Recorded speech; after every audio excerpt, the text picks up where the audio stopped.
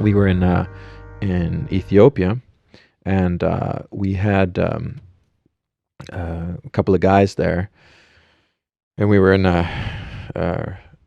what's it called, convoy, and we had to pass.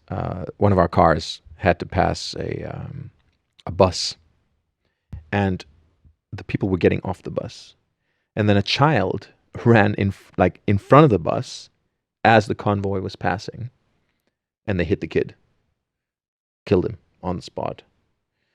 The driver, who was, let me think, I think he was a Russian guy, great guy, by the way, jumps out, picks up the kid, and the kid basically dies in his arms, right?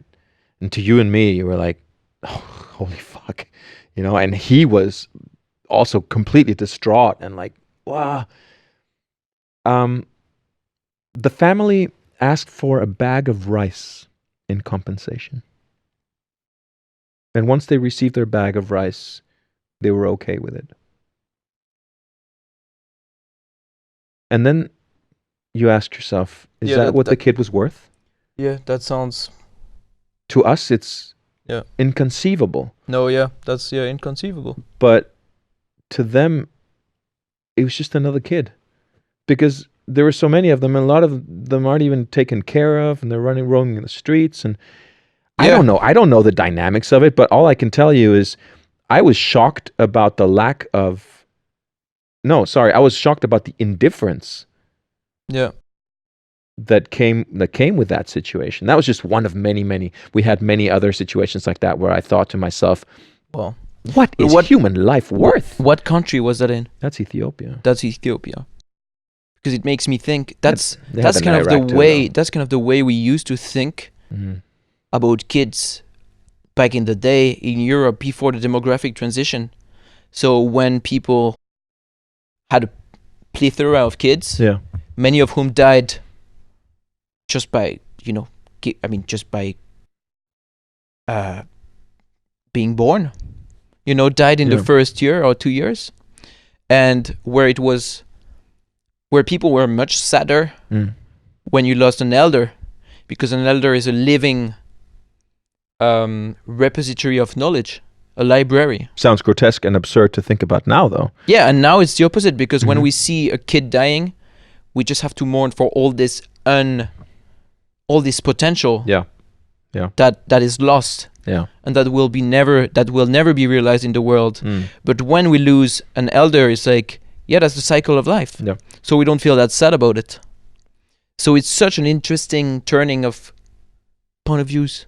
It is, and this is one of the things that, I'll tell you, from those two missions, I felt a level of frustration that I think few people will. I think it's difficult to say, because like war veterans often feel isolated from society in a certain way, and we tend to think that, well, maybe it's because they've seen the horrors of war and blood and guts and this and that.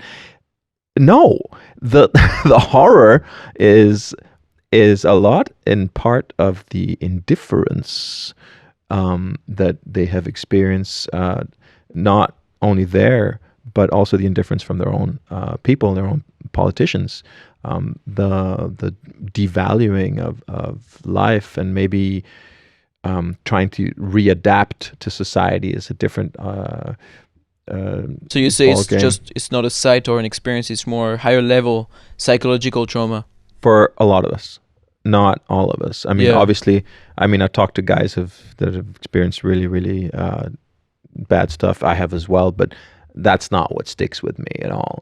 That's, to think about that humans have experienced blood and guts for centuries. If you just could go back 100 years or 200 years, that was the norm. If you were a male, you were expected to fight, and that was just part of you. And it was just part. I think now we're more of an isolated kind of society where we kind of believe we live in this peaceful. We're living in Pax Americana, is what I call it.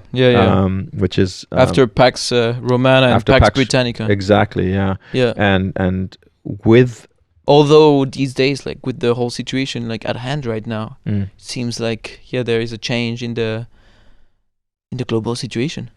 Yeah, but the chances that you or somebody else or the average male or female will experience blood and guts are minimal compared to what it was 200 years ago. Yeah, of course. I mean, you don't see dead people in the street. You don't. Anymore. And if you do, I mean, it used to be a daily. Yeah, exactly. It used to be something that was. So I think what my point is that I think I'm not an expert in this, but I think that as a species, we have evolved to kind of, we can deal with that.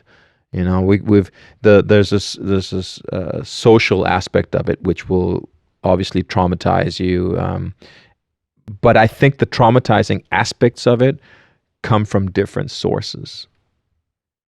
It's how it's tackled, how it's handled, and how what's expected of you afterwards, and maybe even before. Your lack of preparation into a certain situation.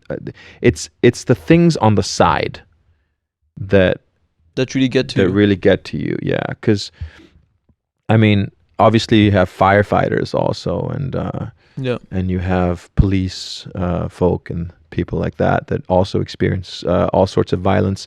And I'm not saying that they don't get PTSD. I'm sure they do, a lot of them, but a lot of them don't. You know. And it's because the situation is different. See what I mean? It could also be a little girl that got into an accident and bled to death in their arms or something, right?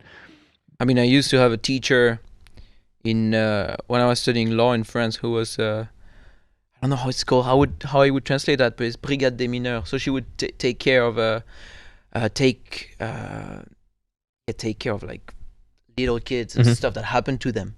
Okay. And I mean, she took some depositions and stuff. Yeah. And apparently it was horrible stuff sometimes. Traumatizing stuff. Yeah. I cannot even imagine. Yeah. But I think the actual... And it happens right there in your country, you know? Exactly, yeah. And it's incredible what they have to go through and what they endure. But what I'm saying is that I think humans are more resilient than we give ourselves credit for. Yeah, anti-fragile even.